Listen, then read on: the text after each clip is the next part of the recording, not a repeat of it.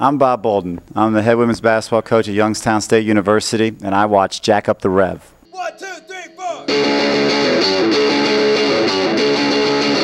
up the rev. Jack up the rev. Jack up the rev. Jack up the rev. Jack up the rev. Welcome everybody to the 14th installment of Jack Up The Rev, Sports Recap of the Jam Bar. I'm your host, Joe Gattulo.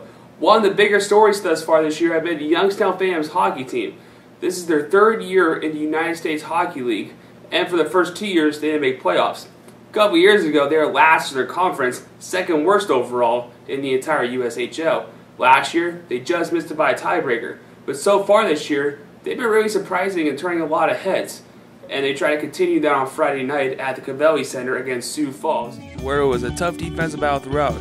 But here in the first period, Stephen Collins connects on his first goal of the season. This gave the Phantoms an early 1-0 lead, and it would stay that way all up to about 4:22 left to go in the game. Here, Sioux Falls connects on a goal, and that tied the game at 1. Then they would go to overtime, where it was still tied at 1, so the game went to a shootout. And Austin Cangelosi gets the first goal for the Phantoms. That put them up 1-0 in the shootout. However, Sioux Falls made their next 2 opportunities, while the Phantoms missed the remaining 2, including this final one. The Phantoms fell that day, and then they also had to play on Friday and Saturday at Muskegon against the Lumberjacks. They lost Friday 5-0, but came back on Saturday and won 4-2. The Phantoms now stand at 13-6-1 on the season. And now moving on to other sports. You guys been excited about the Youngstown State Penguins? They were home at the Beagley Center against Western Michigan Broncos. Here on the very first part of the game, Liz Hornberger nails a 3. She finished with 9 points in the game. AC Norrie with a great pass to Devin Mackin as she lays it in for an easy layup. And then later on in the game, Norrie does the same exact thing, only this time on the other side with Mackin for another layup.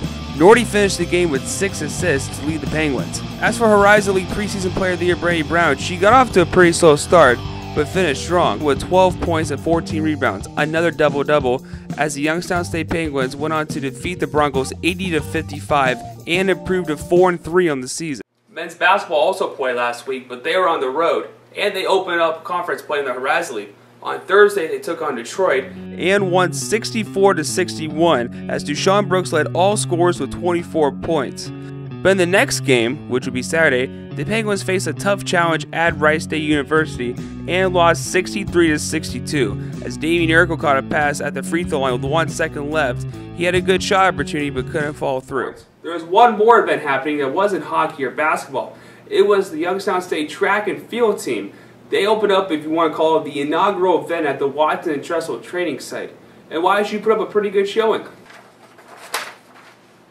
And now let's check out our highlight of the week.